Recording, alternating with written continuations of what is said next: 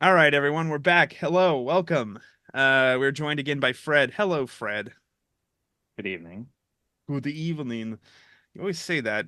I think it's the time difference, but I don't know if it's a low-key Bela Lugosi reference. That's okay. I'll take it as both. We're No, no, it's just what I say. Yeah, it's just what you say. In the good old US of A, it is daytime because we are hardworking, and even though it's a Saturday, we are awake, and you are going to sleep. And this is just this is just what it is. Well, it's getting very light in the evenings here, so it's Well, still pretty light out. the sun never sets So on the yeah, global American empire, so it um, still never sets on the British. I know. We are a little collection of rocks we still have, technically, Yep, still has the sun always shining on it, so that's still true, to that's be true. brutally honest. Incredibly based. Yes. We're back for more. And speaking of Britain, specifically England, we're back for more M.R. James. We're continuing our M.R. James series. It's turning into a series. I'm very happy with this. Is what I had hoped for. And today we are looking at casting the runes. Um, had you read this story before? No. Well, you know me. I'm not. We were talking about this before the recording. I'm not a literary expert, and then you say, "Oh, neither am I." I'm not a literary person. Books is a new world for me. Not, I mean, not really, but no, I hadn't heard of M.R. James. I need to not say E.L. James, who wrote Fifty Shades of Grey. That would I've be not. a weird. That would be a weird crossover. God, that would be terrifying. I've not heard of M.R. James, and the more I have read of him from your recommendation, it has been really interesting for me to kind of read stuff and have them seem like the kind of definitive tropes of modern, you know, staple tropes of modern horror, and if they maybe just originated from him, as he was some kind of vessel for carrying more medieval Gothic narrative for a modern, in his case, sort of Victorian context, and then that was then sort of translated into the modern day with horror. I'm assuming people that make horror films have been influenced by him, but yeah, it's been really interesting to kind of pick these up when I've been reading the stories. Yeah, and maybe if even if they hadn't read James per se, they've probably read people who were influenced by James, such as H.P. Lovecraft is probably one of the bigger. Yeah, Yeah, exactly. so yeah, It's interesting to see this, missing link, as it were, as if it's like different finding fossils in the evolutionary record or something, of the modern development of modern horror as a genre. So yeah, it's been really interesting to kind of see this stage of development. yeah. Literary history is fascinating in this way. I think it's one of my. Yeah, I like uncovering the past, and whether that's in some dead language somewhere or in some dead author somewhere. I think that there's something cool about that. Seeing connections for sure.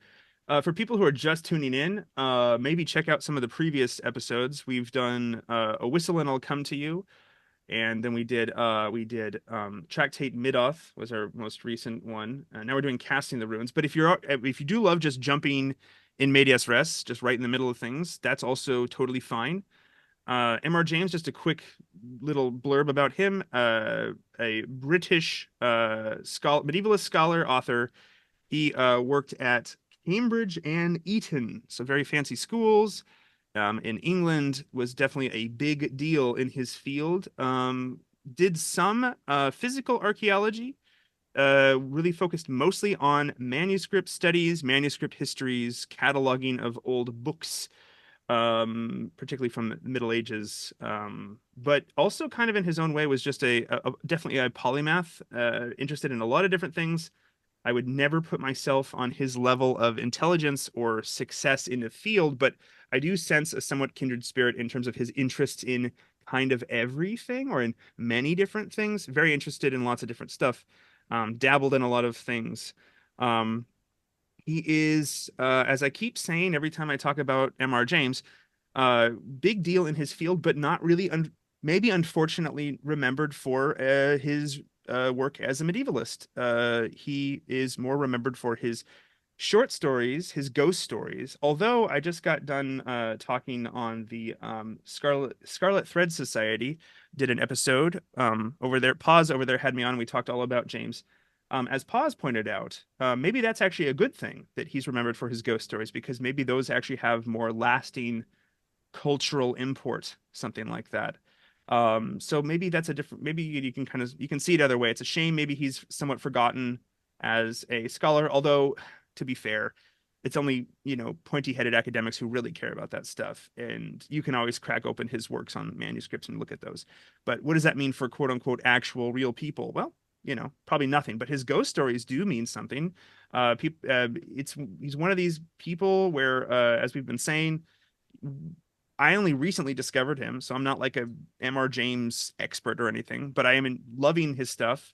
And it is cool to see how he influenced later writers such as Lovecraft, and how then like we've been saying, him as a kind of a link, a bridge between different periods in horror, or what ended up becoming horror as a sort of as a genre in and of itself.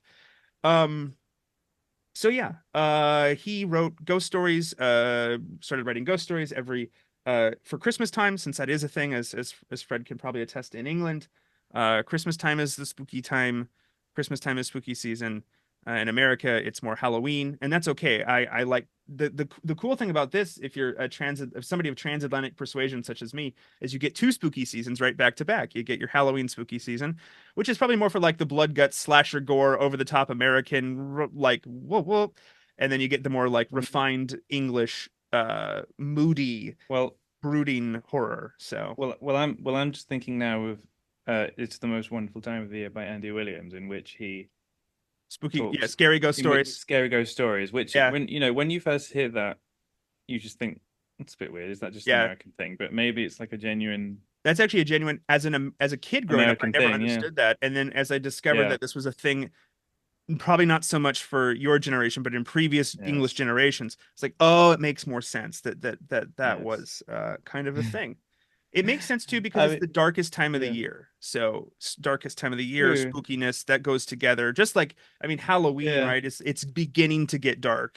And so, yeah. then No, that's the yeah. beginning of that. So October is definitely when there's this kind of this quick change to it becoming darker in the evenings. That's when it doesn't become darkest, doesn't become the shortest day of the year until December, but October is when things start to get dark very quickly. And often I really don't like it when that happens, unfortunately. I still But yeah, that's definitely true of October. yeah. And yeah, And it's a so funny line that is in that Andy it Williams is, it song. is. It's a very nice song, but yeah, there's this thing about American commercial Christmas music, whatever, films, that is just different from the way it is in England. And whether it be, songs like that with those sort of strange lyrics, or, you know, Santa Baby by Eartha Kitt. Christmas um, Vacation, anyhow, my favorite well, Christmas movie. yeah, then you have things like Christmas Carol, which has certainly got spooky elements inside it, which is, Yeah. supposedly very quintessentially English. Yeah, So yeah, so yeah, started it's not writing ghost stories for Christmas, and close. eventually his friends and colleagues pushed him to publish, and that was probably a good thing. I think it's a great thing he published them. Otherwise, these would be lost to time, and would never be. People would probably we would not be having this discussion, and we would not. I would not be having had this wonderful discovery of James's work. So, spooky ghost stories. Okay. So, there's lots of different James stuff out there. You can take a gander at his Wikipedia page, you get all sorts of interesting tidbits. What we're doing here is looking specifically at individual James's stories. And so again, we've done last year, we did A Whistle and I'll Come to You, and then there was a hiatus of about 9 or 10 months because life and we were busy. That's a great one. Really like that one. Last month, I guess, we did the Tractate Midoth, all about a haunted book in a library. And you can see here like that James clearly was writing what he quote unquote knew. He knows libraries. He is going to write what he knows. In this one, Casting the Runes, one of his more famous or well known stories. It is kind of in some ways there's kind of a haunted writing, but it's not so much of a book. It's more of a written curse. So this is a curse story, a tale of cursing. Um, and again, like I said, one of the more well-known ones, if somebody has read some James before, they'll probably have read Casting the Runes or at least know of it. It was turned into, I should say, it was loosely adapted into a 1957 movie by Jacques Tourneur in England known as Night of the Demon, in America known as The Curse of the Demon. Um, a real fun little horror flick, I think. It's pretty different from the story. I Um, think I think I've told you this before. I think I might have mentioned it last time we recorded something. There's a recent, just off the top of my head, a recent Sam Raimi, a film from 2009 called Drag Me to Hell, mhm. which I think I've meant, yeah, it's about, the idea of a cursed object that you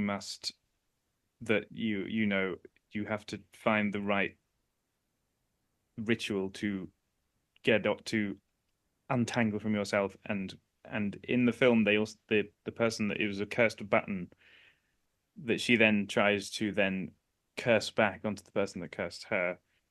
And I'm reading this story here, the Casting the Runes, and it's clear that the trope of like a cursed object that becomes your possession or something is like a trope that this story is probably an originator of, and then that is one of the many films, and it's a very good film actually. It's the Yeah, it's a reason I good say one. it is because it's genuinely a really good film that has more, unfortunately has more of a cult following rather than it's not one of Sam Raimi's like major releases, but yeah, it just reminds me so much of that in terms of this trope of a cursed object which you have to try and get off dispose of in the right specific way. Yeah. So yeah. Well, and cursed objects. So spoilers abound. We're going to talk all about this story. We'll reference all ending, middle, beginning. So if you haven't read it and would like to, please read it. I recommend it. It's a good one. There's a nice reading up there from one of my favorite audiobook readers of James's work, Tony Walker. I can link to that in the description. Um, yeah, the idea of cursed objects, curses in general, it's pretty Curses in general, ancient. yeah. Pretty ancient. I mean, I don't know, Fred, do you know anything about curse tablets, Roman curse tablets? No. If any of you have seen, if you or any of the audience has seen HBO's Rome, that two-season deal they did back in the early 2000s, I guess it was. Very, very good. I thought it was good. There's a scene or a whole plot device with curse tablets where you would they're like made out of lead and you would etch incantations, dark incantations on them, calling on various furies of hell or gods to go curse your enemies. And that you would then bury these curse tablets like in a place, a shrine near a shrine, or place them inside the shrine to that various, supernatural force, the deity or the demon or whoever you really want to consider, construe those things. Um, and like they found lots of these. Pretty much anywhere the Romans went, you found these. So there's like in Bath in England, they found curse tablets. So it's a pretty ancient trope. But yeah, cursed objects. It's something that humans have been doing for a while, unfortunately. This is this I just find an interesting this trope we're talking about here is how it's in like a sort of modern context where you don't expect people to believe in magic anymore. And the thing that kind of stuck out to me is how you have these different stories with this trope of, getting a curse, which you're trying to, which the character then tries to find a way to undo, and whether sometimes they are successful, sometimes they're not. But the extent to which the modern person just comes to accept the situation, even though it's kind of absurd that it's like a magic curse. You often see these films and you just see how easily people are to accept the situation. Or I mean, it's a difficult thing to get right, but it's a minor point, but it's something I often think about in any film that's got like a modern setting but got magic.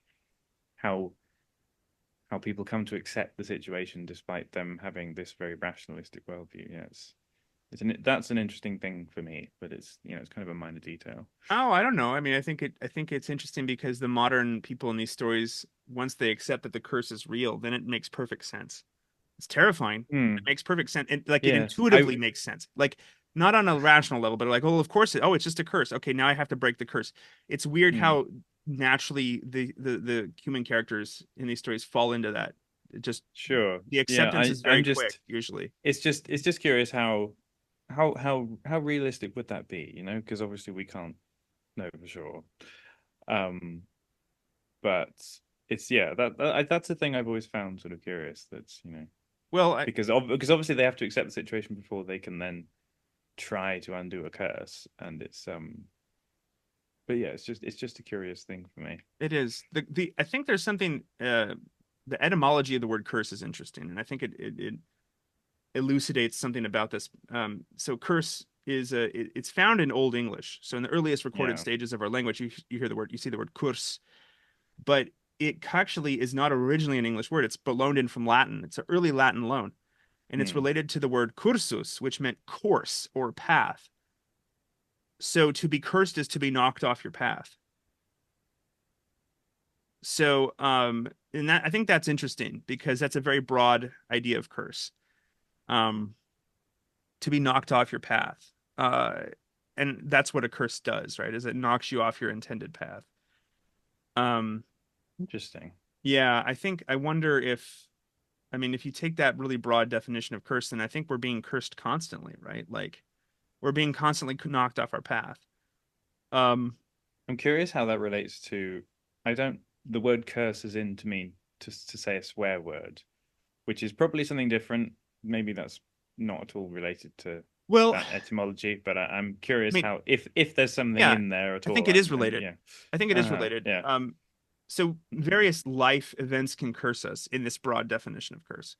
Yeah. Right? Like and the ultimate curse unfortunately is death, right? That knocks us completely off the path, like like KO'd out, like you're underground, you're completely off the path. Right, and this is the curse of, if you want to get all biblical, which we should, this is the expulsion from the garden, right? God's curse is death that's placed upon Adam and Eve. Well, maybe it's not God's curse. Maybe, right, there's various theological interpretations. It could be God's curse. It could actually be that this is just the natural consequence of eating of the fruit of the knowledge of the tree of the knowledge of good and evil. All and so that's like the final curse, right? The ultimate curse is death. Um, but which of course is the ultimate enemy, and this is the enemy that Christ destroys by accepting the curse, right? By accepting death. And so by God accepting death, then God undoes death. So this is basic Christianity. Um, but I mean, if you want to think about smaller curses, right? Like lesser curses. This sounds more and more like a Harry Potter. The lesser, not yeah, lesser curses. Um, I'll have to start doing an Alan Rickman voice. Well, the lesser curses Ob- include Obviously. things. Yeah. But like, Our new celebrity. yeah, Sorry, exactly. carry on. Sorry, carry on. I Well, love it. I no, I love imitating Alan Rickman. always. Can you curse someone? And I'm not talking about, okay, so first for disclaimers, don't actually try to curse someone. I'm not don't do any incantations. They're all bad. Do not try to curse people. But we're just speaking hypothetically here. Yeah, Um, don't play with dark magic, don't even play as with dark a kid. magic, but let's say Don't. let's stay out of the world of dark magic for like, well, really for the rest of our lives, but for like for 2 seconds in our hypothetical land. I'm not even talking about conjuring a force to go do something nasty to someone. By the way, don't do that. Really bad. Don't do that. By the way, don't do that. And also, it will come back on you. It always does if you know stories and if you know myths and if you know that myths are really real in a deep sense. Demons are real. You should, yeah, you should never do that. Also, just from a selfish level, like you shouldn't do it. It will screw you in the end. But let's say, taking a very broad definition of curse, can you knock someone off their path just with normal non-supernatural, assuming there is such a thing, mundane actions, or let's say mundane everyday words, since that's part of the story is words? Can you use words to curse someone? You can, well, certainly I mean, the modern technological media environment is so, you know, integrated, and so that it's the way that people can, I don't know, do things and ruin people's reputations is almost like that It's a sort of literal thing. curse. It obviously is very dependent on, levels of technological development in a given society, Well, and in right, but in earlier which myth, curses should not be taken for granted. But right, yes, but in earlier myths, curses were always dependent upon the magical oomph of either the sorcerer doing them or the various spiritual entities that they're in communion with, right? hmm If you call up a strong demon, then you can do a strong curse. So even if okay, so we have strong technology, we have a god, we have a strong god that's come back. It's one of the many strong gods, and it's there, and it's technology. I can if I want to, and you shouldn't want to. If I want to, I could ruin, and you could. So don't. We're not advocating any of this, but so please don't take this out. Somebody will totally clip this out of context and use it to curse me.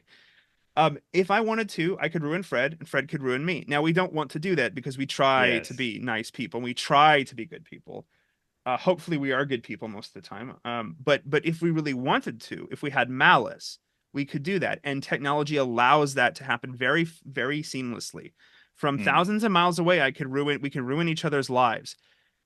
We don't do this, but some people do this. How is that not any less of a curse than writing down incantations on a slip of paper and putting it, slipping it into your possession, as happens in the story? Then therefore a demon is following you, or some sort of malevolent force is following you. Well, in these days, it would be like tweeting out DMs, Yeah, tweeting out private DMs of tweeting some out celebrity private DMs to get them cancelled. You know. or Um. doxing people to try to get them attacked. Yes. Yes. Exactly. I mean, Um, well, yeah. this sort of stuff. Obviously, this is dependent on modern technology, but you know, it happens, and it must have happened, and maybe it happened in some capacity in the times gone by when these sorts of stories with curses and all that were getting their inspiration from. Well, So yeah, let's take away. So that's just a modern example of with our yeah, ridiculous technological age. Let's say in an air. Let's imagine a world. Imagine for yourself for a moment a man. Yeah, Rod Serling style. Imagine a time where writing the written word mm, is the highest level of technology. When writing is coming on the scene, when maybe the learned people in your society can write and everyone else is illiterate and ignorant, but there's some smart people who can write. mm, They can write a message and pass that message to someone else, and you're never going to understand what's being said. um that is, I mean, this is a thing I'm really autistic about, but it's true. That's literally magic. That's really magical to be able to do that. The ability to write and read is super magical. I think in a hyper literate West, which is a good thing, I like literacy, but in a hyper literate West, we don't see the magic of it. We see it as technology, but that's only because mm. we've learned to read and write. I don't know if you can remember a time when you were learning to read and you were learning to write. I can. Um, I might have mentioned this either to you on the show or just in private conversation. I have dyslexia. And I was never diagnosed or helped with anything in dyslexia. I was just, which I'm actually sort of thankful for because it forced me to just deal with it, and I think it built character, and I think it actually made me better at languages. But I do have a distinct memory of, here we go, childhood trauma time, of in kindergarten here in the U.S. trying to learn to spell, like even just to form letters on a page, and having like a severe like meltdown doing homework one night because the B's, P's, D's, and Q's all were very confusing for me because of the invert. You're flipping them around on different axes when you're writing them, and having some like lowercase, the lowercase variants were so difficult. And I mean, like, it was so frustrating because I'm, even as a young kid, pretty perfectionistic, wanting to get things right and not being able to do that. So I mean, that's just a lasting memory of mine. And fine, maybe that's just me, but it was like I was trying to learn this high level spell at Hogwarts, and I was just like I was not at the I wasn't in the fifth years. I hadn't taken my owls yet, OWLs, and so it was really difficult and frustrating for me because I wanted to be able to read. And reading was Sure. reading to this day, I can do it. Obviously, I can read, but reading is really Hmm. hard for me. I will always default to audiobooks whenever I can because I retain the information much better if I hear things. And I do think that this was largely, I think, as the kids would say, a cope for having had such bad dyslexia and then not really having it diagnosed until I was in graduate school, which is kind of hilarious because by that time you've already reached this this high level, but you're also reading like, 3 books a week, and so you're like, I can't keep up, and you're like, oh, I have dyslexia. um but so Th- that's just like whatever, that's my story, but that is so the difficult, like the arcane esoteric quality of just the written word I remembered hmm. like that, and in some ways I'm constantly reminded of that because it takes Hmm. me longer to read than everyone else. And the worst thing you can run me through is a situation where I have to look at a text that I've never seen before and then I have to read it aloud. That is like, to this day, I like it can it's that's terrifying for me, because not because obviously I can stand in front of people and talk, I can stand in front of classes and talk, I can do stuff here and talk. It's not about talking, it's about the reading is like this difficult thing. But it is Sure. great. Obviously, reading's great. I love to read and learn about what people of the past wrote. But it is magic. It's crazy how that we can do this. I think for some people, again, I don't identify with my disability, but I do think it gives me an interesting insight into just how like magical writing is. And I think for a lot of people, it's just so normal that it's fine, and that's great, right? But like the fact that you can look at squiggly lines and get meaning out of it is literally magic. That's very It's a magical. it's a sort of different realm of knowledge, basically. And I don't know whether, there's some research into how they can do research into how this, cross-cultural studies of civilization had X, therefore it was more prosperous. They've done that about, like, I don't know, different cultural customs around sex or something. And then there's loads of different cultural customs around written or just documented words, because sometimes it's not written. Like there's that famously unique case of the Inca Empire where their written word is like knotted string, Yeah. called Quechua or something, I think. Which It's not it's a record but not written word. Yeah, it's an yeah, interesting kind of third case. It's a it's separate kind of idea. Yeah. it's very there's so many peculiar things about the Inca Empire compared to just so many other, as far as from what I've read about Have you the read about history. their, sorry, totally off topic, but have you read about their Yeah. use of chia seeds? No. If chia seeds hadn't existed in the areas where like Peru and Bolivia, they Yeah. wouldn't have been able to communicate with each other as well. It's a whole thing about chia seeds. They're like, aren't they like sort of poppy seeds? But They are, but the chia seeds they yeah, would they're soak the not. chia They're seeds. like that. So Yeah. the I knot know system. I know they had this very brisk sort of messaging system. They had the Yeah. sort of running So messaging if system. they Yeah, didn't that have yeah. chia seeds, they wouldn't have been able to communicate as well, because the chia seeds, if you soak chia seeds in water, they absorb the water, and then you can Yeah. drink them and you get hydrated over long periods of time. It actually is a slow release water system. And that was one of the Wow. things that allowed the runners to be so anyhow, the chia seeds were part of that system. I think that's fascinating. Anyhow, completely That's outside that's topic, but funny. That's yeah, funny to me because my mum likes to put chia seeds and everything as part of her diet. well, they're pretty It's good for you. quite, They're so it's have fiber. quite, I know, but it's funny to think that's now like a very middle class sort of diet thing where it was this, previously historically thing in the Inca Empire. And now it's just like middle class British dieting thing. Anyway, It whatever. is. It's It very, is. no, It it's, is. It no, I is. mean, yeah, Yeah. they Yeah. probably have similar health benefits. Anyway, um, no, the Inca Empire is just so unique. And I'm also thinking of like, of China, because they've had this very weird modern development for expanding literacy, which has been very different from other modern places where they've expanded literacy. Because obviously the predominant reason why there were so many people illiterate in China for so long is because it's really difficult to learn how to write China and read Chinese. And obviously the literary expansion in China in modern times, they always boast about it and how isn't communism great because there's more literacy in China. Well, yeah, if you dumb down the writing Yeah. and create this abomination called simplified Simplified. Chinese, Yeah. which originally Mao wanted to just be Latin script. like Turkish is Right. Latin script, Yeah. but in Ataturk, right? Wasn't that Ataturk who probably, I mean, yeah, switched it to the well, Latin? Yeah. modern Turkey is such a contrived nation that Oh yes, yeah, the it's whole nation. probably Yes. it's We're probably along the same lines that they wanted this he wanted a Latinized script in the same way Mao originally intended a Latinized script yeah. to help to expand literacy in China. And I didn't realize how much of an abomination simplified Chinese was until so recently. Because you just see in like individual It's examples of ugly stuff looking that compared to the traditional is so much prettier. Even, I mean, it's insane, aesthetically, yeah. aesthetic. So And I don't speak Chinese, but aesthetically, yeah, the traditional, you can, when they say, yeah.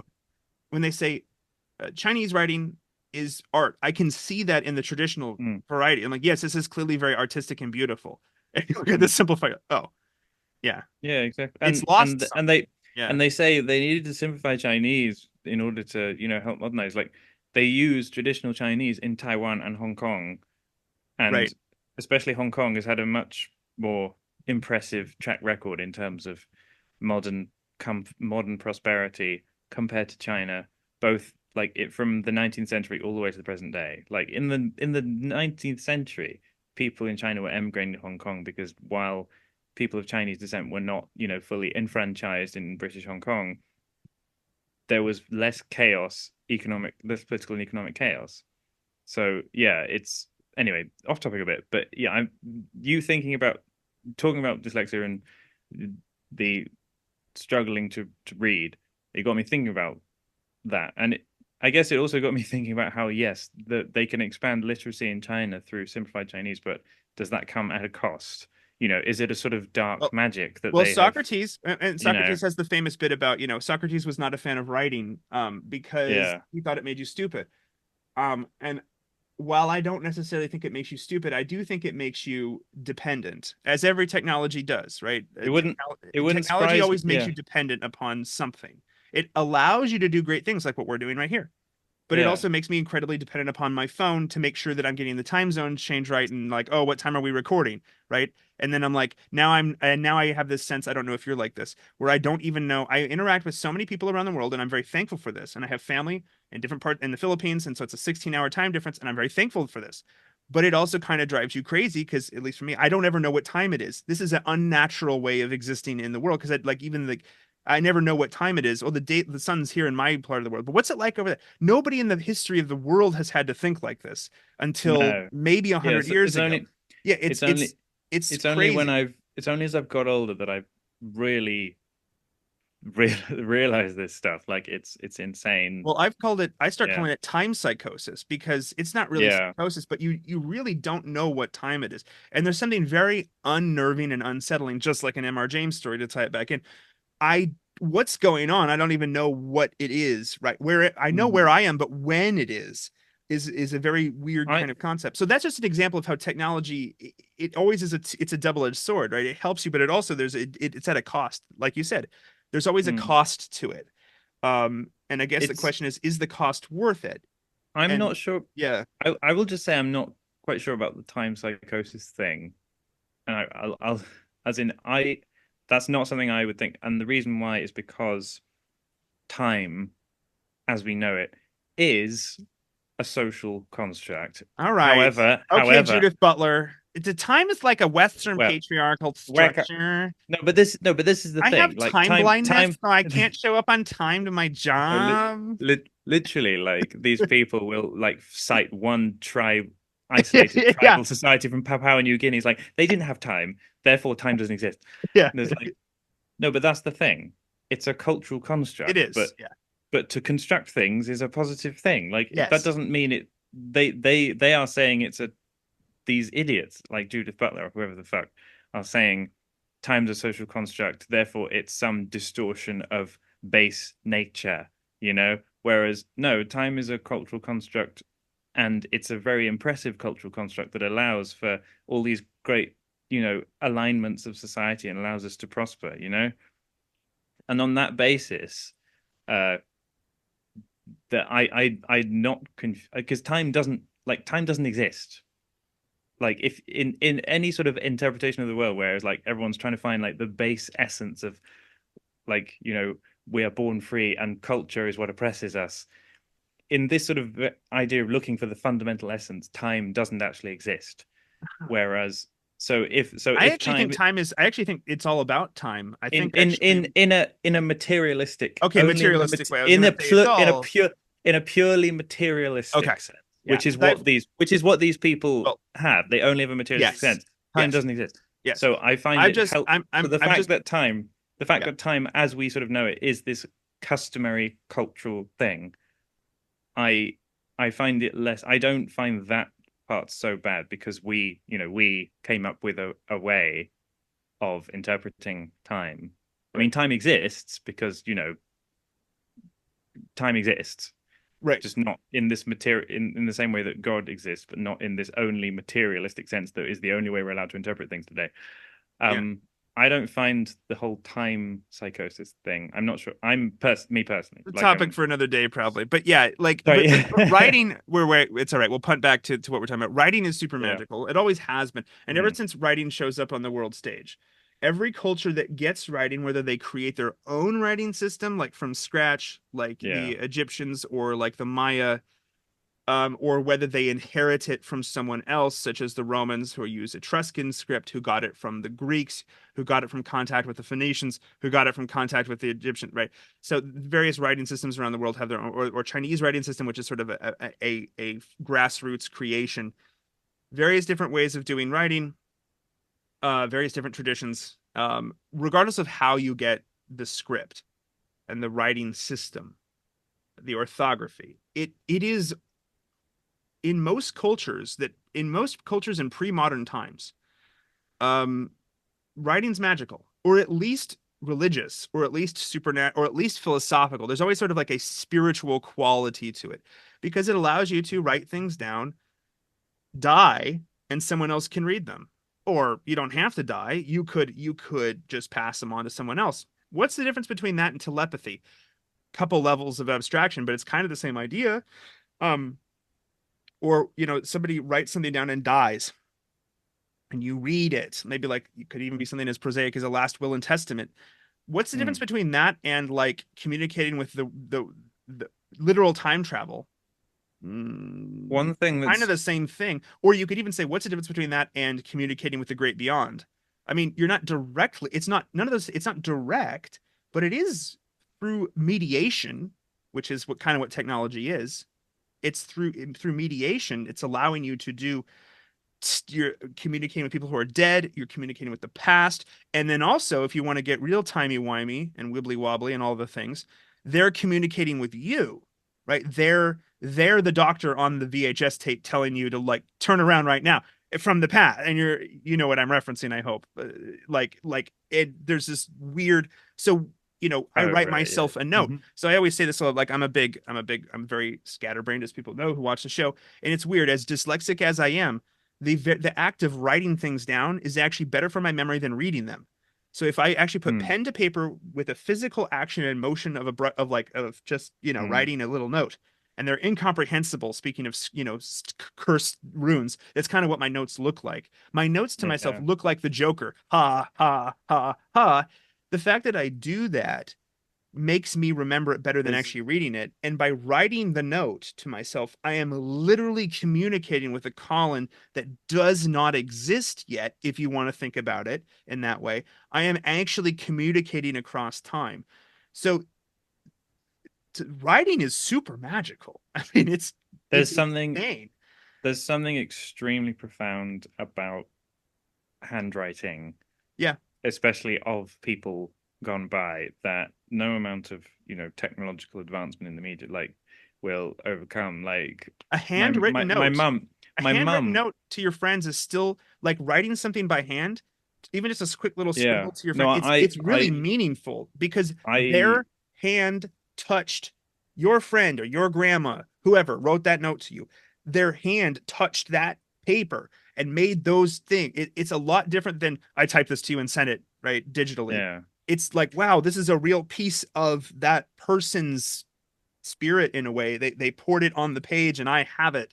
And it's almost like a relic in a way. Like you hold on to that. Sorry, I just My keep going. I no just wanted to get no that in no. there. It's literally like a relic. It's given to you. I totally agree. Like I was just going to expand on that. Like, well, I mean, I from my in my day-to-day life, I still write stuff down. Like Yeah. I will write post-it notes. I have a Based, paper, based, I have a paper diary. based, based. I've barely done sort of much diary keeping, as in even just to like note, what am I just planning my year rather than journaling my thoughts. But I just all these digital diary planning things have never really, they're always too confusing for me. But and no, yeah, I still write stuff down and write lists and all that. And but just on another note, so my mother went to some museum in England where they have, which I've not been to. I need to go.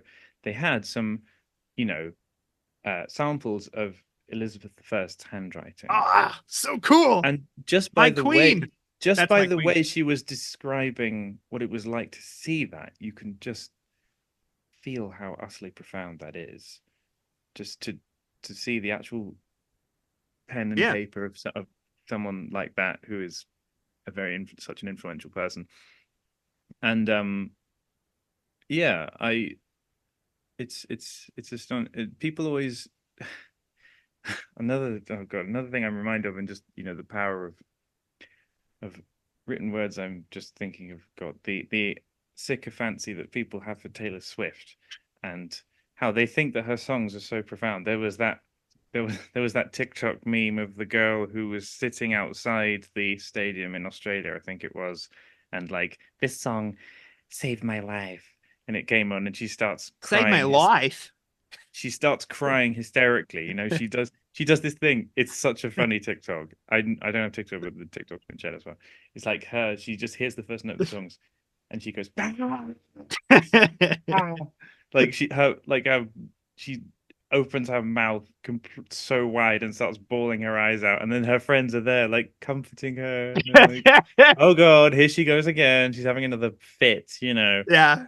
Well, but look at And what the it, Beatles. Look at Elvis, the yeah, Beatles. I mean, yeah. it's No, the same. Yeah, this yeah. fundamentally goes back to Beatlemania. It's the I Well, yeah, I really, only Elvis with Elvis. Elvis. Elvis too. Although yeah, Beatlemania was a particularly strange thing. It was.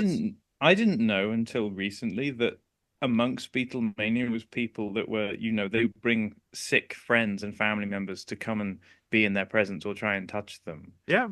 I didn't realize that that sort of thing was going on. Well, why do you think so? John was always Hmm. misquoted when he said you were bigger than Jesus. He didn't want to be bigger than Jesus. He Yes. was kind of like saying, like, why are we No, bigger John, than Jesus? Yeah. I do have a respect for John Lennon despite everything, Yeah. because I do truly believe that all the silly things he said was out of some genuine naivety, as opposed to him being some genuine believer in such silly revolutionary stuff. I do genuinely believe he was more naive than malicious. And I say that because he so often like flip-flopped on the more precise meaning of what he was saying. And so it seems strange he could never keep his story straight, but I do often think he was just rather incompetent with expressing himself Well, if I about can, that rather than if I can bring it but back no, to, he was perfectly correct about them being bigger than Jesus, yeah, because when he was talking mostly from an English context where church attendance had declined so much, which yeah. it hadn't quite in America. But sorry, carry on. No, you're good. Let's bring it back to I think a thing that you probably thought was an aside that is actually quite a natural transition Yeah. is the Taylor Swift TikTok. Now, I haven't seen this TikTok, but I know of these kinds of I know the genre of TikTok that you're talking about. Mm. Um, it's so we're talking about writing, and obviously, why are we talking about writing so much? Because in this story, this Mm. is an episode about Emma James, I promise. Right? A man is Yes. passed a curse. We It's apologize for going off topic a lot. there. Well, Back to the show. it'll hopefully Mhm. connect back. It's a Yes, shaman. It's yes, always a shamanic journey with us. So of course. we go into the netherworld. We get the soul of our dead father, and we come back to the living. Um, we. So in the story, a man is passed a curse that's actually written down, and so that's by the act of writing something on a slip of paper that he is has this malevolent force following him. Um, so writing is He will magical. die in 3 months. Die in 3 months, right? Um, writing is magical. but I would argue that writing is a technology, it's like a derivative technology, or not a derivative. Writing is a technology based on another technology, a higher technology in the hierarchy of technology, which is language. So language is like the primary human mental technology is language. I know that's a biased statement and I don't care. It's not fire. It's not flint knapping technology. It's all of that stuff comes when you can actually organize societies. How do you do that? Organize your mind, organize the world around you. Language, right? You could say myth, maybe, but myth comes out of, I really think, myth and language are so intertwined, they're almost the same thing, really. Yeah. I'm very Tolkien pilled on this. So language is the primary human mental technology. And so when I say magic, I really mean mental technology. And mental technologies can have physical manifestations. So writing would be the physical manifestation of language. But language, what we're doing right now, is the most magical thing. And we do it every day and we don't think about. I don't so I can see the magical quality of writing because it's hard for me. But I'm actually really good. I'm hyper verbal. I speak multiple languages. I love talking to people. So language to me is just a natural way of being, thankfully. But and I know there's some people, but somebody who has like a speech impediment or has issues with talking, for them, they actually realize how magical and arcane, esoteric, weird, strange, otherworldly language is because it's difficult. But we don't see that. I think one of the things that even if you're like a hyper, competent speaker, you're good at communicating. I think one way that you can learn or be reminded of how weird and strange and magical language is, because how many of us really remember learning to speak? I don't remember learning to speak because it was easy for me. I remember learning to write because it was hard, right? I remember the hard things.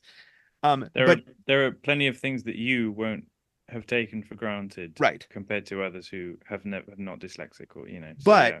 but I take for granted being able to speak. Of course, yeah, And yeah. one of the things so obviously I'm people who watch the channel know I love learning other languages. And I think one of the reasons because that's just really fun. But I also love that when I am thrown into a new language, particularly a language that is unrelated to any other language I've learned. I can't rely on cognates. It's not like French and Spanish and you can kind of figure it out sometimes. No, it's not like German and Dutch where you can kind of figure it out. No, look at I don't know. You look at a language like Turkish, and you're like, I have, or Finnish. Let's pick a better language. Finnish, beautiful language, Pick a real language. a real language. The Finnish, spoken by a real people. God bless the Finns. I love the Finns.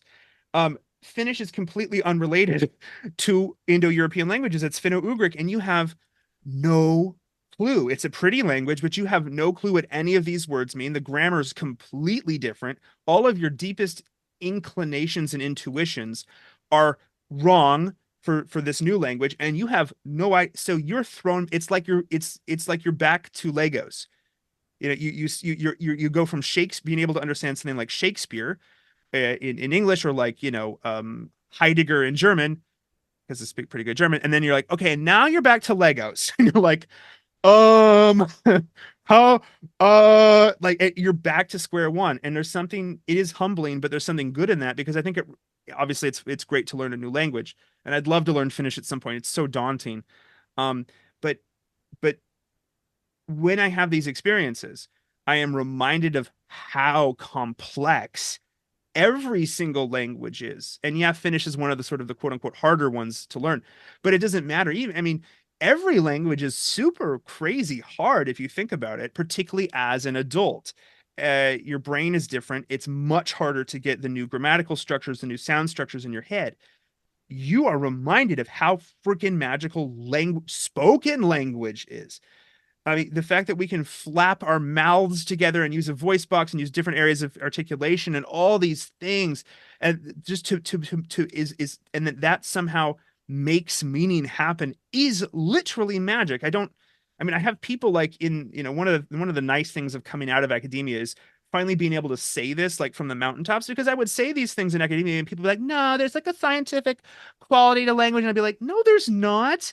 um, we all agree that the word cheese means cheese, And I love cheese, but it's not cheese in French, it's fromage. And you can't tell me that that's not magic happening there. Like we're literally just agreeing that this is a thing. And I say the word cheese and I hear the word cheese and then I want cheese. I want Wensleydale, like Wallace and Gromit. I want that's magic. You're putting ideas in my head. This is crazy, crazy magical. I think people lose that if you're only ever stuck in one linguistic mode, right? If you only ever stay within your camp, There's you lose there's this sense of wonder of what language really can do. It is magical. It there's totally a is. there's a reason why it's true that the printing press is supposedly the most singly influential thing ever invented, you know? And with the modern world, modern technological, because obviously technology has existential development, and so will the way technology is involved in media distribution, and that's just like the printing press on steroids.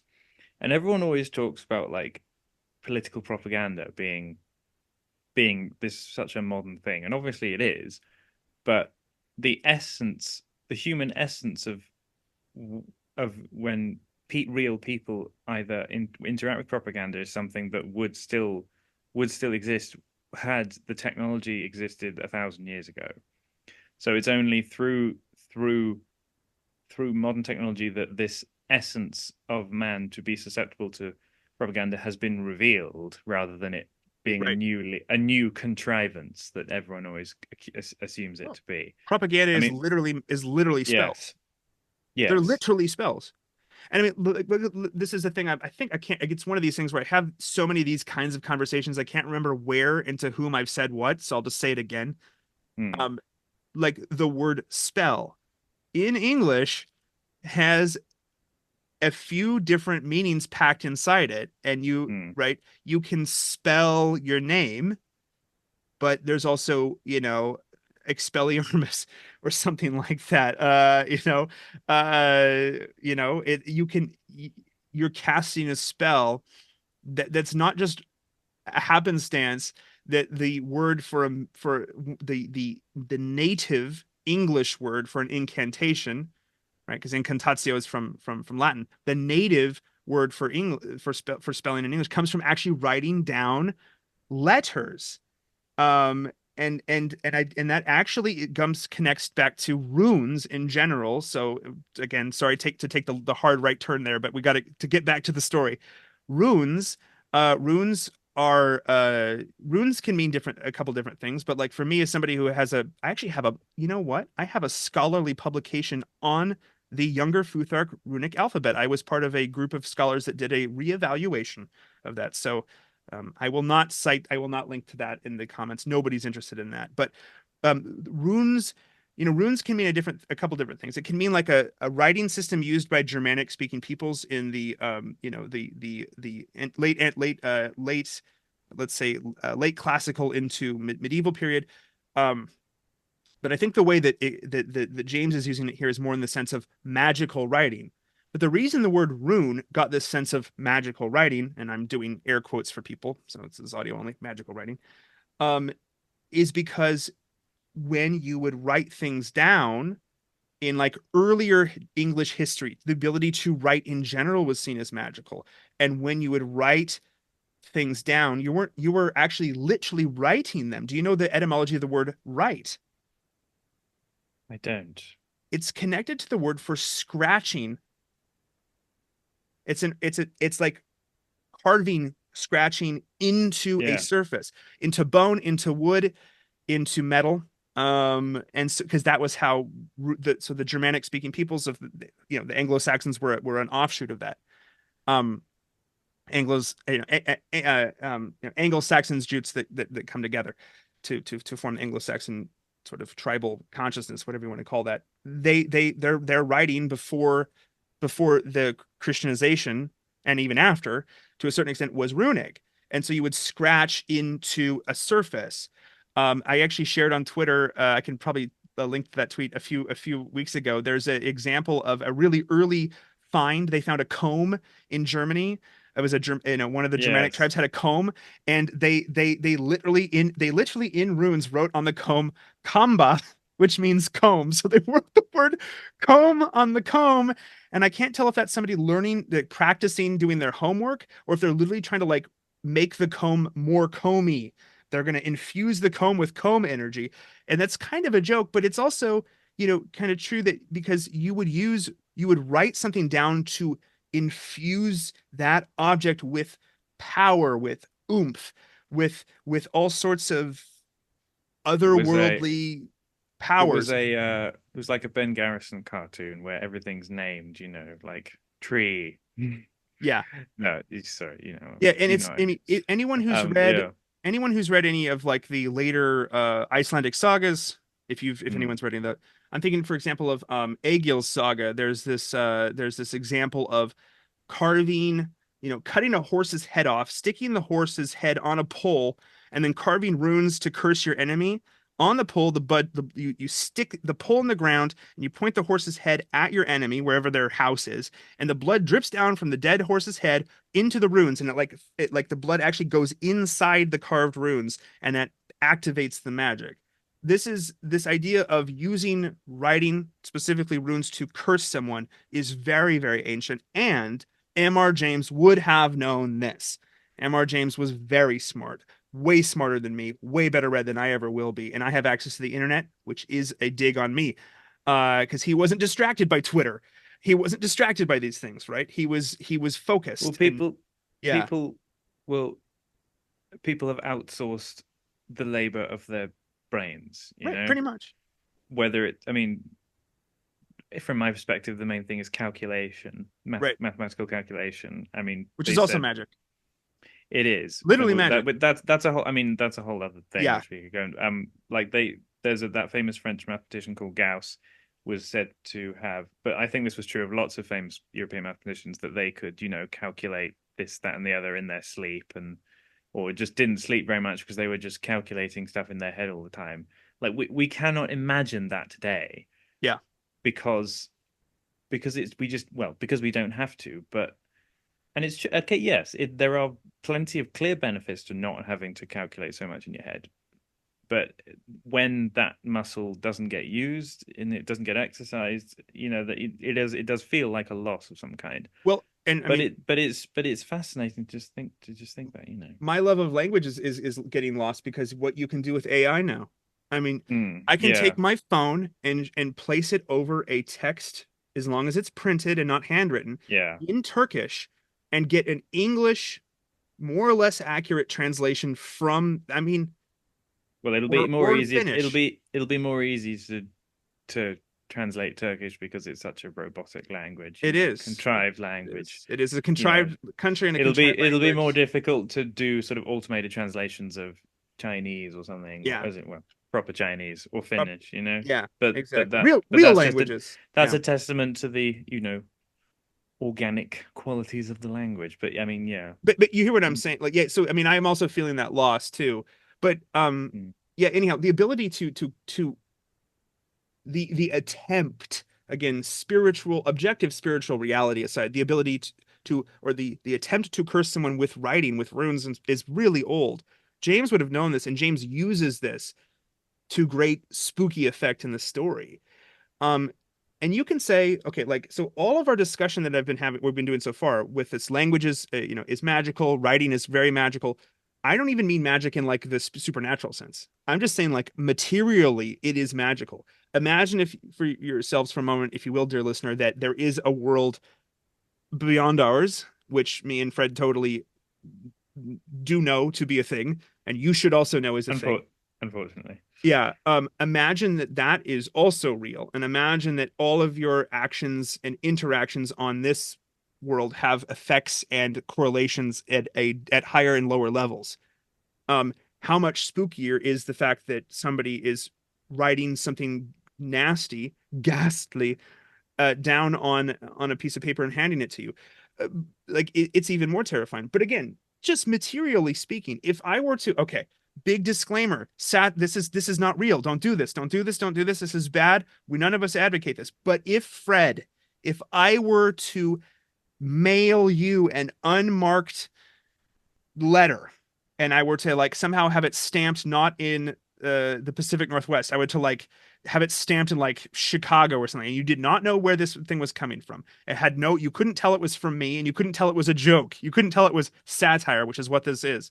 So please don't report us.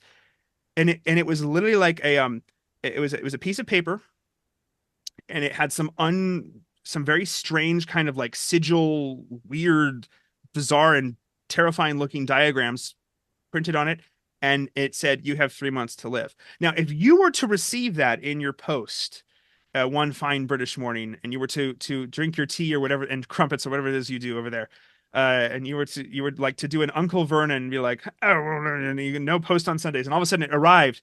And you got it, and it was like special delivery, and you didn't, and there was no postman, and you got it, and you opened it up, and you saw weird, strange, terrifying diagrams that said you have 3 months to live. Let's say that you're not literally being cursed by a dark magician, as in the story. But let's just say like it was a joke. Wouldn't that unnerve you deeply? Like I would be freaked out if somebody did that to me. I would have a very bad day. I would probably have a bad next 3 months, even though I'm like, okay, nothing's really going to happen. But I'm unnerved, and I would start making different decisions because of that. At least for me, it It would would literally change my path in my life. I would literally be cursed. Even if it's that I have to go against that fear. I'm gonna live in spite of that. Fuck that. I'm not gonna worry about what somebody's trying to do to me, which is kind of the more correct response.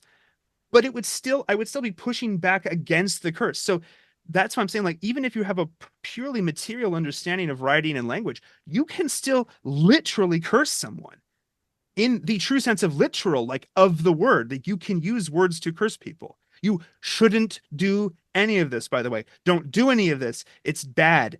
And particularly because if you are somebody like Fred and I, who does understand that there are forces outside of just our mundane existence, then you doubly, triply, quadruply shouldn't do these kinds of things, because you can interact with those intelligences. But even just on just the level of the paper that you received, that's a terrifying thing to see. I mean, think about like all like in sort of, it's a trope, but in like the mobster movies, right? It's like, they or like in Treasure Island, the black spot. You've been given the black spot, right? You're going to be, maybe it's not a demon who kills you, but we're coming for you. We're going, it's how much different is that, right? From I'm from think what happens in the M.R. James story. It's not that much I'm different. thinking I'm thinking of all the threatening letters I get in the post to pay my TV license, which is quite funny. Oh yeah. And they Well, but they no, always but no, they no, no. always But make but they always Fred, make me laugh. Fred, you paid your TV Yes. license. It's a processing error. You've totally No, paid that. no, no, no, I haven't. No, no, no, no, Fred. I remember that you told me that you're like, oh yes, I paid my TV license, and the BBC simply has not received it yet. I think that's what you said to me that one time. No, no, I'm never paying Do you that just fucking want thing. them to come for you? Is this But just no, but actually, well, since we're talking about this, they keep it's so funny. I keep getting these letters, and there's so much in there that is sort of curse-like. In that, yeah, yeah, it's that we have no choice but to begin our investigation. Like there's can, a lot can of, you give the and I think audience? I think we have a lot of Americans who listen to this. So can you give for so people who aren't versed in the tyranny of the BBC, like a 2 minute description of what you're talking about? Because I know what you're talking about. it's But so weird to like even for people to understand whether it's the TV license, the NHS, this particular stuff. So to receive BBC programs from the BBC, we have to have a TV license. it's why I can't Even use the even though iPlayer. BB, even though BBC is a quote unquote public service, um, and despite the fact that you can just go onto the BBC's streaming service called BBC iPlayer, and you can just play stuff. No, I can't. And You can. okay, people abroad can't, but you Yeah. can just do that. And there's no you have to create a login, but there's no official registration with having showing evidence that you paid a TV license. You can just do it. And for some reason, I don't know why they haven't done that. And then I get all these threatening letters in the post. I get them in the post because they don't they the post is never addressed to me. It's addressed to the occupier of my address because they don't know who I am, and they can only address it to the address rather than an email. So I get about 1 million letters a month saying that they have no record of, they just don't have a record of me having got a license. That doesn't mean I haven't got one. They just don't have a record of it. And there's just all this threatening stuff like, we investigate 100 people a week, and we have no choice but to begin our investigation. Just all this stuff. And like, everybody just takes the piss because they also, it's sent by an enforcement body that doesn't actually have a legal right to enter your house if you don't allow them to. So if they did, they've never turned up to my house yet, but if they did, they do not have a legal right to enter my house Well, because they're an outsourced enforcement body. what we should never They're do not is the police actually, or anything. well, considering they're coming for you, we should never give away your actual address, which is Downing Street, right? Well, there is a Downing Street in my town. Oh, there is. No, literally there is. It's not. I don't live on it, but there is a Downing Street in my We town. can I've clip no, that bit if you'd like. I've to, It was a Rishi Sunak dig, but that's okay. I was doing my best. no, I've told a few. I think people know where town I live in. I'm not going to say it here. I'll allow them to go and find it out if they really want to know and dox me and shit. But You're in the yeah. nicest part of Brighton. God, of course I don't live in Brighton. Ugh. God. Just going back to what you're saying about if you got something in the post saying, you'll die in 3 months, that is something quite, it would be quite different compared to if you got like a junk email or Yeah. I don't know, a Twitter DM. Because there is something more Well, more yeah, I mean, real yeah, about a non-technological form of media yeah, a written like piece of that. paper as opposed to like you said, a Twitter DM that says curse in bio. And if it was handwritten as opposed to printed out on glossy paper by some junk mail company. Yeah. What if there was a disturbing smear? The blood, feces, something else. What if there was something like that on the paper? Fortunately, well, they haven't sent, the TV license authority haven't sent me that yet. And if they did, I would just like go Burn around it. to Burn it. I have one of the letters here actually. Take it to your parish church and burn it. As there is no record of a TV license at your address, we have authorized an enforcement visit, capital E, capital V. It is a criminal offense to watch or record live TV programs on any channel or device or download, blah, blah, blah. Last year, we visited an address every 6 seconds. Officers were in all parts of the country, including my postcode. Every day, they knocked on around 8,000 doors, weekdays, evenings, and weekends. I like how you sound like Vernon from at least the British one of the audiobook readings of Harry Potter that I have. You sound like Jim Dale's version of.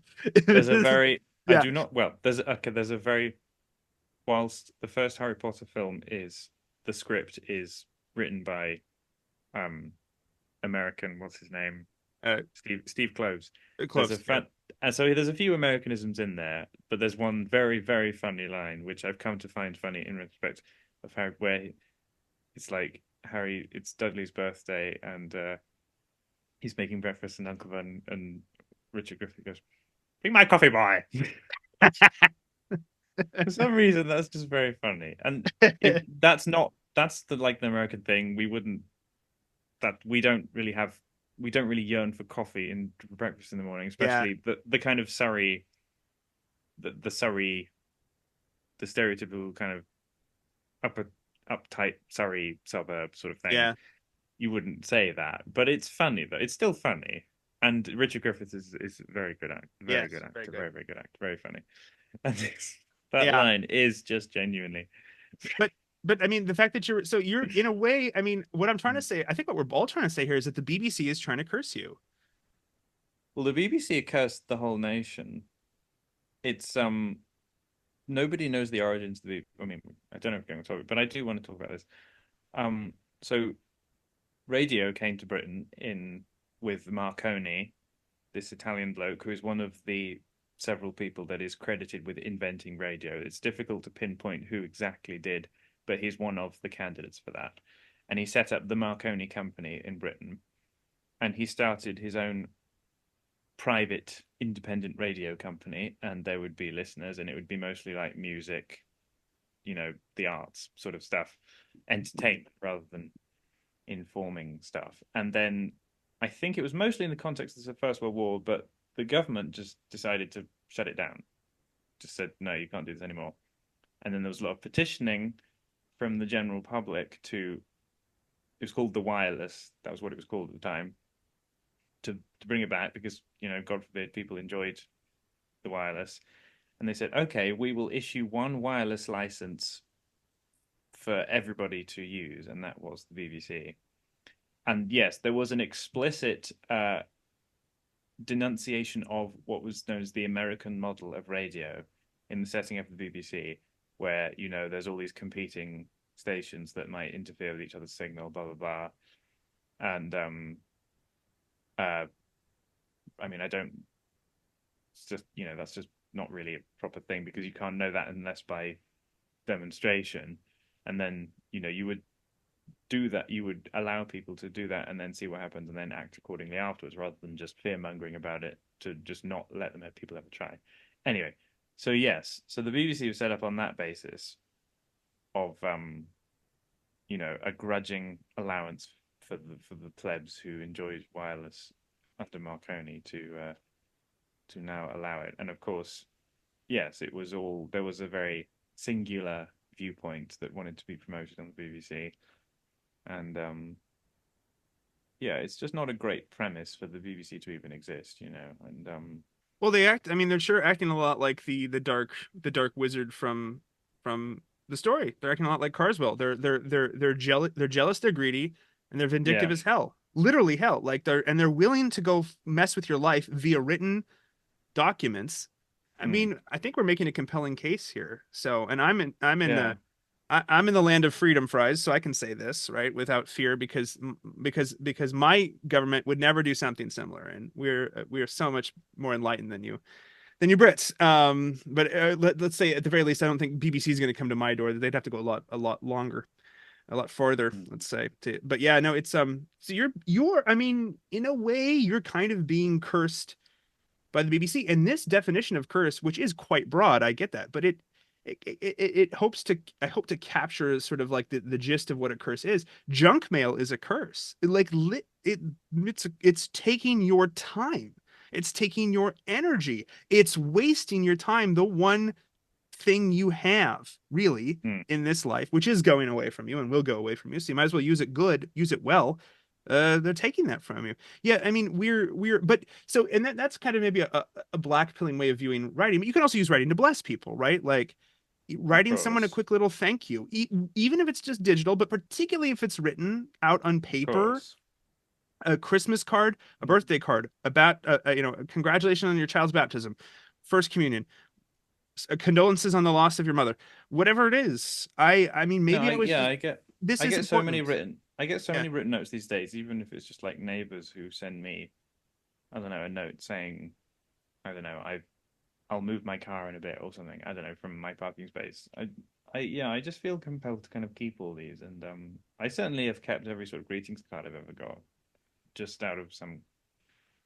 Well, it's just a ritual I've got It into, is a but there must, ritual, but but there must be, but there's something behind your it. It's whole not such life a completely unique thing, your whole Yeah. life is a ritual, right? Like Yes. your No. whole Yeah. life is a Yeah. ritual. So yeah, So yeah. yeah, I've thought a lot about the idea of ritual and over the last couple of years, the last couple of months, but you know, people people do rituals which they claim is some sort of rational act, where and they often do, they think that they're doing things out of some rational motivation when they're doing things out of some ritual, whether it's like I don't know, like wearing a mask when you go out and about because of COVID, or just all this stuff that Religious headwear is a thing. nothing exactly like all this. But people think that ritualistic things are irrational, therefore they don't exist. They don't have a basis for existence for a just they're just a little quirk.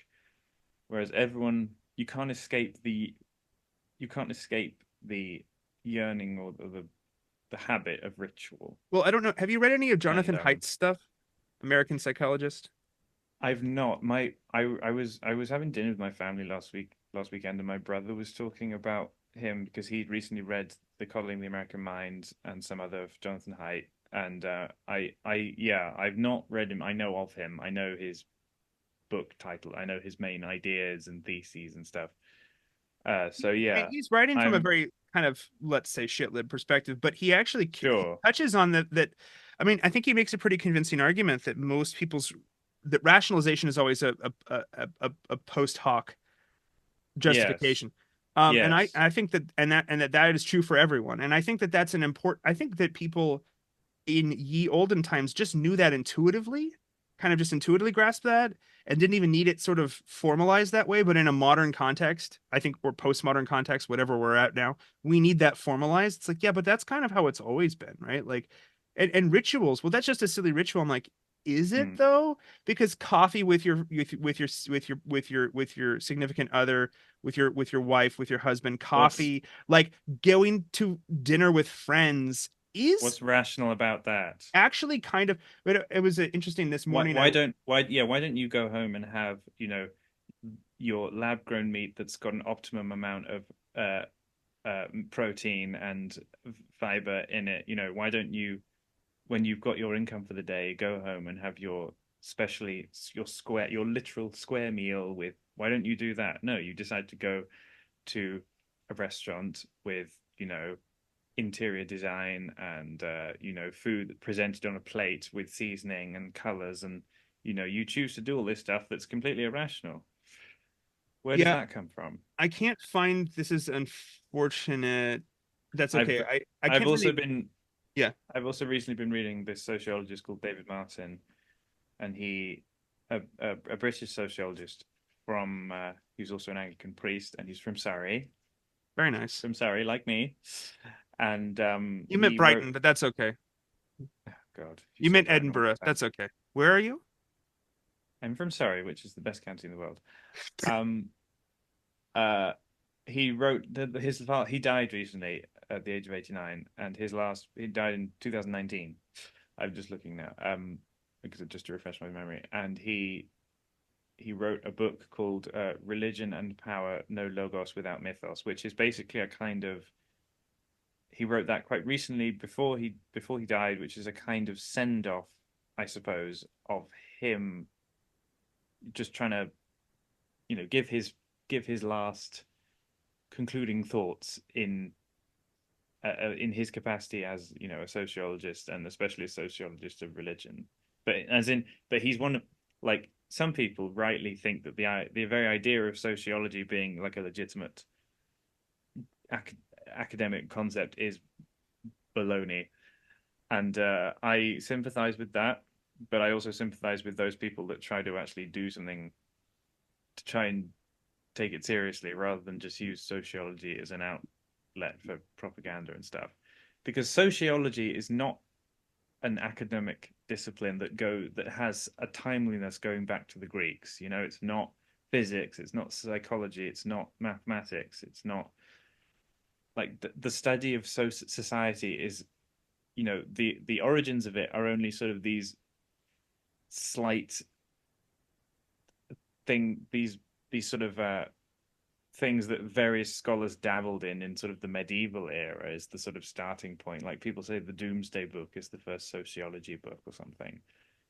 Like, it's not really an authentic academic discipline in a timely sense. But there are some people that try and make something of it, and I think they should be respected. Yeah, this But it yeah, reminds. Yeah, sorry, good. people just need to have some fundamental suspicion of the very idea of sociology, to be brutally honest. Well, Yeah.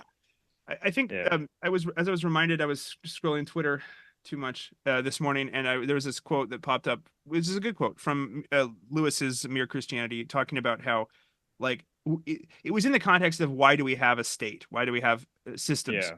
Yeah. That the purpose of the systems is life, and not life the purpose of systems, right? Like that this important, you have to have this important relationship to temporal power. But if I can just read a quote here, because I think it gets to the although the quote itself is more about our relationship to government, Mm. it gets to the point, the importance of ritual, and like what the kind of, maybe one of the some of the main purposes of life are. So it says the state exists simply to promote and to protect the ordinary happiness of human beings in this life. A husband and wife chatting over a fire, a couple of friends having a game of darts in a pub, a man reading a book on his in his own room or digging in his own garden. That is what the state is there for. And unless they're helping to increase and prolong such moments, all the laws, parliaments, armies, courts, police, economics, etc., are simply a waste of time, because that's really like those ritual things that we do are actually kind of really important. They're super important. And Mm. to say something is just merely, well, that's just a silly ritual. It's like, yeah, but that's really your rationalizations are always coming after the fact, and that's what ties it back into the height Jonathan Well, Haidt yeah. stuff, Well, right? Like well, it's it all immediately. designed to make, the idea is to get better rituals in your life, to have Mm. better, like, because you're going to have rituals. And to tie it a little bit, I know we've gone way off topic. Thank you, dear listener, for listening. If you're still here, to tie it back maybe in a little bit specifically to the story here, you're going to use language. You're going to use writing, ideally in a modern setting. So you're going to use it, and it's not only ever a curse; it can also be a blessing. But it's like, well, what are you going to be using it for? Are you blessing? Or are you cursing? Right? Are your everyday actions designed to work towards the good, or are they designed to work away from the good? I think that's when I love this story in particular, because it really kind of shows you just like the power of language, and how that really does have impact on your life, even if you're hopefully, which you should never do, summoning sort of demonic force. Don't do that. But even if you're just interacting with people in your day to day, and I'll never claim perfection on that, but like to be really, you know, cognizant of how you're using your language and how you're writing, what the intent of your writing is, because it affects people. I mean, I'm affected. Mm. We're all affected by it continually. And This. if it's not, because writing in a sense is a ritual too, right? And speaking, most of our interactions when we talk to people are very formulaic, as in ritual. The way you interact at the grocery store, the way you interact ordering something, the way you interact at work. A lot of times you're just kind of rehashing stuff that you've done before, because if you're assuming your day is going more or less to plan. Um, The so ri- we don't think about that. We don't reflect on that. And I think the advantage of reading something where it's a terrifying tale of being cursed is that all of a sudden language is now out of whack, and language is no longer blessing you, it's cursing you. This is crazy. This is bad. Oh my gosh, I never realized how powerful it was, as you go on a crazy train chase to try to get the curse, pass it mm. off onto the bad guy. Slight spoiler there. Um, but anyhow, I Well, think that the this cuts to in that. one of the kind of unintended benefits of modern times, where so much media and language is communicated in such automated ways over the internet and emails and stuff, is that when people do physically write things down today, it's the kind of ritualistic nature of it is more naked, because it's Old. most of the times you will like type a note on your phone or you'll send an email. So when you make a decision to write stuff down, you're doing something more ritualistic. So it's Mm-hmm. more, so that's a Because it's kind of, also and so it explicitly makes it archaic. more. It's Yeah, explicitly old. so it's laid more bare in that sense, and it's more, I guess that's more makes it more interesting, Well, which and is what, so old, it's one of these unintended consequent but this is true for positive most consequences at the every end. human culture. Old equals Yeah. magic. Yes. I mean, Old is always all of magic. a sudden why do people all of a sudden want to buy vinyl records of, why do people want to buy Taylor Swift's album on a special vinyl pressing? Which you shouldn't, by Because the way, because her albums are really poorly pressed. But that's a topic for a vinyl show. yes, some pop releases have bad pressings. I can attest to that because I Yes, once bought something else. I'm never buying a Taylor Swift album in my life. Um, I bought something else, I which, bought one for my wife, and she yes, was disappointed in the quality. So let's say so. yes, no, a lot of pop acts will skimp on the quality. Um, but yes, that's beside the point. Why do people want to buy that though? Like it's really strange to think about that. Why do people want to buy the records? Because There's, because you there's know, still mediation between and so if you think of writing as mediating um, yeah, thoughts, you can think of audio recordings as a more direct mediation of speech. It still yes, is a mediation, but it's closer. And obviously, what we're doing, if you've made it to this part of the episode, thank you, mm, is a digital mediation of speech yeah, across thousands of miles of distance. So we are literally doing magic here. We hope and pray it's for the good kind of magic. Um, but but we're being we're there's more layers of mitigation, right? You're probably accessing this through YouTube because that's where it's going to come up. So you're doing it on demand, and it's digital and it's international. A a CD is digital, but it's a localized mediation of it, so it's closer, Yeah. it's farther back in time, both chronologically and sort of in its nature. But then if you go to a record, or maybe an earlier with example would be like one of those wax cylinders, if you're a fan of Dracula, right? A lot of those the chapters of the book are supposed to be from wax cylinders, which is really cool. Um, you've your that's an even more direct Mm. level of like recording, because it's literally like the needle is vibrate, it's little, and you can turn the amplification off and you can hear it's really faint, Literally, you can you're actually, but you can literally hear, yeah. you're literally creating the music. It is Yeah, kind of astonishing. when I And was a kid why do people still find that astonishing? when I was a It's kid, I it's my curious. dad when I was a kid, I found like a crappy, like it was a record my dad didn't care about. It was like some Mm. crap. It had already had scratches on it, Yeah. and so it was like what I wanted to do this experiment, and he was like, fine, do it on this one that's already bad, like because you're going to ruin anything else. And I took a knitting needle and taped it to a cone of paper, and I would have the turntable going, and you don't do this, you're going to ruin your records, but it was already ruined. And I was trying to learn, as as like a kid, about like, well, what is this, how does this work? uh, and I could literally like have it. It wouldn't play very well, but I could actually hear stuff coming out of this improvised phonograph that I made, and it kind of freaked me out as a kid. I was like, it's like talking to me. It felt, and I was raised, pre-digital, but we had like cassette tapes. That was just sort of Yeah. normal. You put the cassette tape and you hit play, and like John Mellencamp comes out. I was big Mellencamp household. John Mellencamp comes out of the great. I still love Mellencamp. I've seen him live. The magnetic tape was already like so magical that I couldn't understand it. So I was like, it's just magic. I accept that this is how sound happens, and it comes out of electric speakers. But to like make a improvised phonograph with this like household items was it was cool, but it also freaked me out that it worked, because I thought you had to have electricity to make Mm. sound.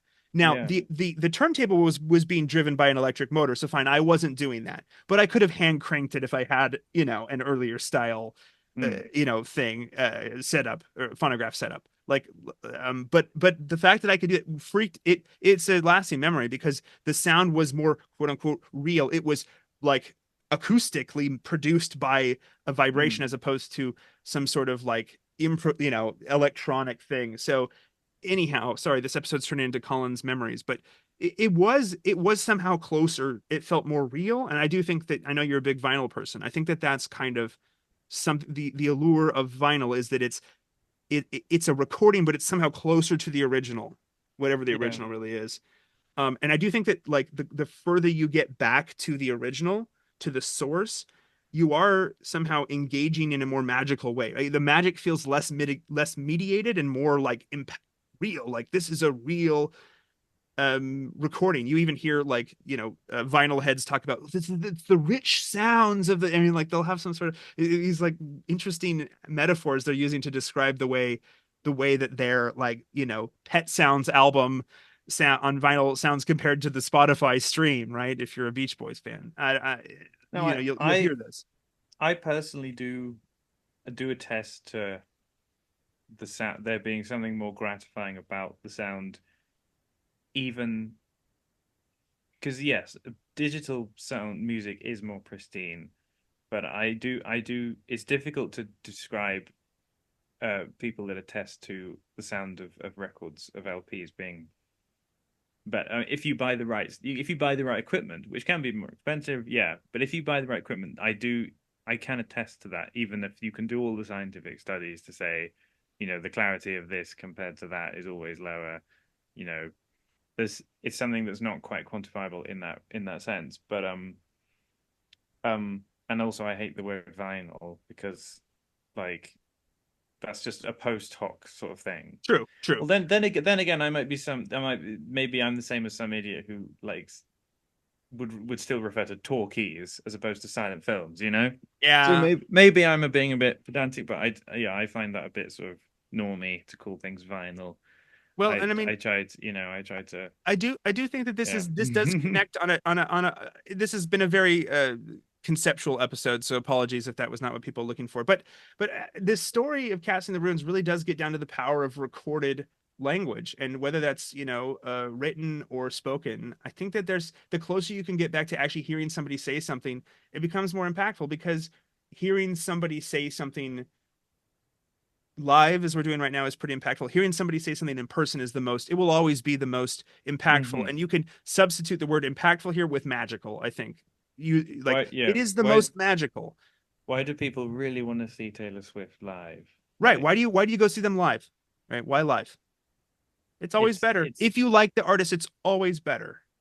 well, Almost always better. it's a sub. I mean, for the case of the Eras tour, it's a question of people, having a, a God-shaped hole in their lives that they need to substitute it with seeing, Agree. Taylor Agree. Swift. But even in their Mm. even in their miss even in their trying to fill the God-shaped hole with the Taylor Yeah, Swift, yeah, even in that you can see the importance of like of unmediated contact with the source sure, of meaning. sure. And so yeah, the close and so I guess, which is to say, be careful. You're constantly dealing with magical structures, supernatural Yeah. structures. So, Mm. don't explicitly write curse messages down and send them to people, as in the story, but also like know that like, I will to people that deserve it. Anyway. well, it's interesting, because what's the difference between maybe this is a place where we can start taking a turn towards home. What is this is something, and I have something of an answer to this, but this is just more of a rhetorical question. What is the different, I think there's instances of curses, such as in the story here, that are Mm. objectively always evil. And there's examples of blessings that are objectively always good. I would say something Mm. like the Eucharist is always good. Yeah. Sacraments rightly performed are always good and always will be good. It's sort of what they do.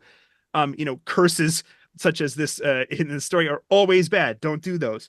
But I think that there's an interesting gray area where, if you think about, like, in in the story of the expulsion of the garden of Adam and Eve, you gets a curse, and it's a serious curse, but it also sets up, like, there's this backhanded quality to, or not underhanded, but like sort of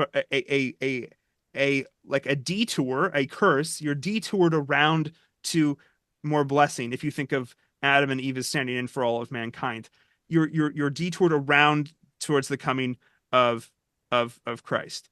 And the incarnation was always going to happen or not is an area of theological inquiry that I am not going to get into. But like, regardless, if you are a Christian, that is a thing that happens. Um, so it seems like some of God's curse, like the curse in this story, is not God's curse, right? It's a demonic, evil curse that only ever produces more evil. It's just like it's evil that makes more evil. But some of the things that we maybe rightly view as curses, like death, if you view it in a Christian sense, and you have those sacraments, dear listeners, such as like baptism, you death then is bad, and it is a curse, but it's a curse that knocks you off path and then brings you back to something better, because it's sort of one of God's quote unquote curses. So the curses, quote unquote, from God also have a blessing flip side to them. And that is something that many people have written about. That popped into my mind upon reading this story too, that like that there's objective curses always bad, objective blessings always good, and then there's this interesting kind of like a curse that's a temporary detour that's designed to get you actually to someplace better, because the original path has been lost, but it doesn't mean you can't get to the same destination, because because God is creating new paths for you as you go, even as you're being knocked off, even as He is maybe knocking you off the original path because of your actions. You no longer can't get to that place in that same way. And so the straight and narrow is is is God redirecting you to Him, and it might not look straight and narrow to you at all times and places, right? Like, you don't always interpret that as straight. Anyhow, that's a thing that probably is a topic for a whole other day, but that is something that I do think about every once in a while, particularly when reading mythology, theology, and even in a ghost story such as this, it really does, um, it comes to mind, I guess, about like that not all curses are always 100% bad. Some of them are. Um, Hmm. so I don't know. Sure. Yeah.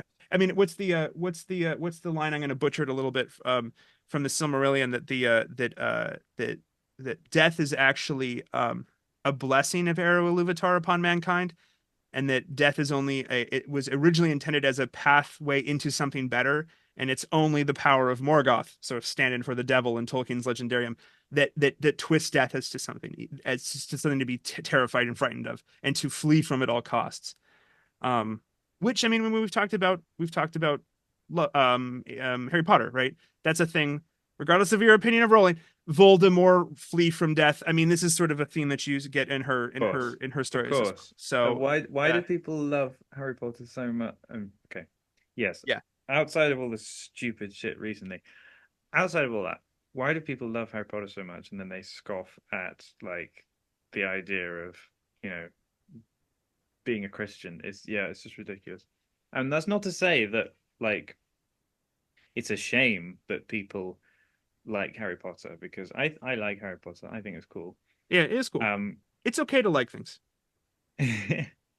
no, yeah, good it's things at least. I like no, I like Harry Potter. I think it's great.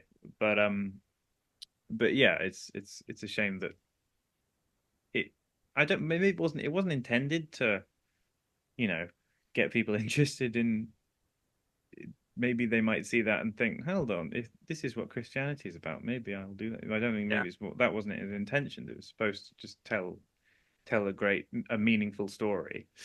And Well, but here's the thing: is I yeah. mean, as many people have pointed out, such as Jonathan Peugeot, like you try to tell a meaningful story, and you're going to Hmm. start understanding that there's more and more meaningful stories, and that ultimately there Yeah. is a meaningful story that is the capital M meaningful capital S story, and Yes. that is. I mean, this is a thing talk a lot about on the show. Is enchant that's re-enchantment, is bringing you up sort of Yeah. the ladder towards the There's real story that's happening all the time.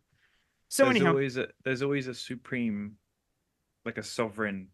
I've sort of toyed with the idea with, okay, I sort of come up with my own notions of things because I haven't read that much philosophy, but it's like there's always a sovereign concept. yeah. And whether a society like an advanced society where there is, you know, a certain amount of literacy for words to have power, there's always a sovereign concept, whether that's a myth or, you know, a narrative. And but people like to pretend there's so much freedom and all that. I mean, Yeah. um, yeah, just something we could have spoken about. What this idea of freedom of speech. I've learned to not believe that so much anymore because, Well, do you like, have a freedom? the Does your people, freedom of speech involve, putting up demonic statue? This is more of an American thing. Demonic statues in well, this, schools. Is well, that your this is the thing freedom? where you always Are inevitably you reach free country. to are you free to write runes on paper and curse your fellow man? I mean, are you free to Well, do that? you always, that's the thing. You always reach this contradiction. So you need to, so people will want to draw the line at certain things, and but that's normal. Yeah. That's like Well, perfectly and normal, and it served a purpose. I think So maybe it just yeah, is a way to tie it up people always draw the line. as maybe a way to tie it up a little bit. I think that is this story really shows you that there's like limits to Hmm. that there are always limits, as you've just said. And I think that this also really, this story in particular, Casting the Runes, shows that James really is kind of, people have called him something of a reactionary.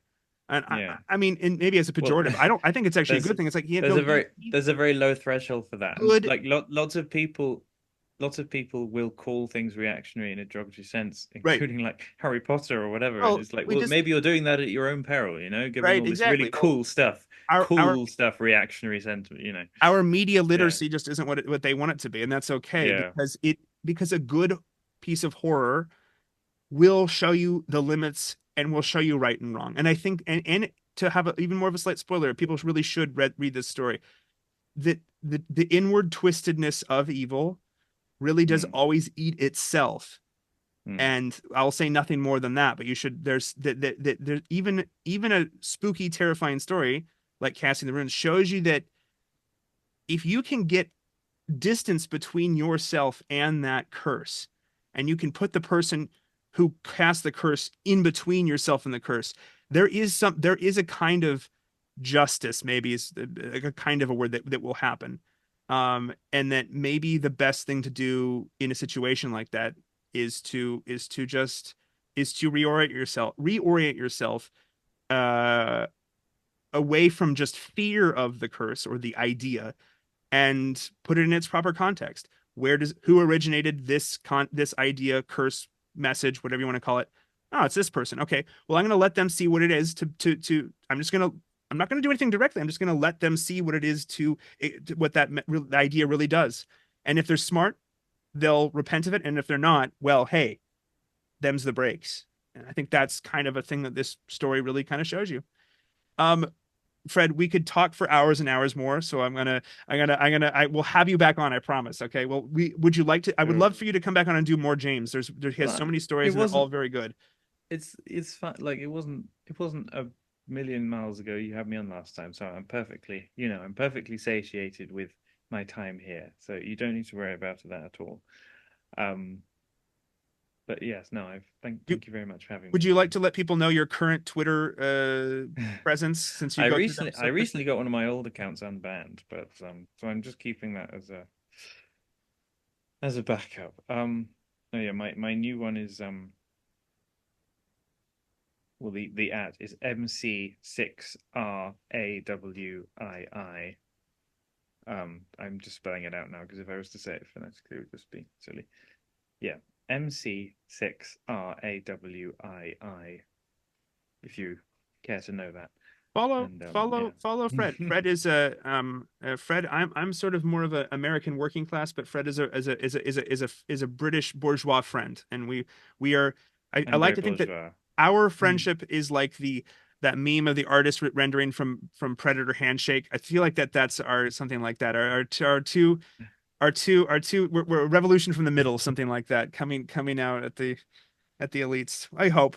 Who knows? The idea that there is not some existential contradiction between the fact that we exist in the same vicinity, Yeah, that's pretty, I you like know, bougie things. I'm just not. that's pretty reactionary of us to Yeah, think that well, like the two of us might exist in the same, like might stand next to each other, and the idea that we don't think there's some existential, like logical contradiction between the fact that we are next to each other, yeah, that's yeah, pretty a reactionary thing, it is the actually. idea that we are not literally and matter and antimatter No, is but I think like, if anything, I think we're two sides of the same coin. I think a little bit. we might as well be, you know, firing up the gas chambers because we, you know, because we don't think that we are matter and antimatter.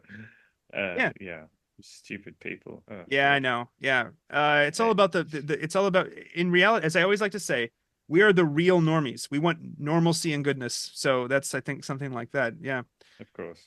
Everyone, like, comment, subscribe if you've made it this far. If not, no worries. We went off on this one, but that's what good literature does, is it sends you off into places.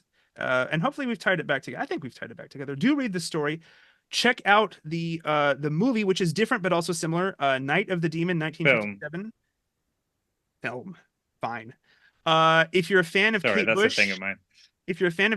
the movie will ring familiar to you. She sampled elements of it in her Yes. song "Hounds of Love." If you've listened to more than Running Up That Hill, Yes, which I assume you haven't. Sorry, when I say you, I'm talking about the normie you listeners, all. not Yeah, you. I'm sure you have listened to more than that one. I So, have. I have. um, yeah. Cool. Well, yeah, whenever this drops, have a good rest of your weekend or week. And Fred, let's have you back on, do some more MR James, do some more extemporaneous philosophizing, and yeah, everyone take it easy. Enjoy yourselves. Do good things, Look at speak him. good Now he's a things, philosophizer. write good things, say good things, and enjoy doing good things. Because part of it is actually that's the purpose of language, is to enjoy things, but enjoy good things. All right. Peace, everyone. Have a good one. Bye.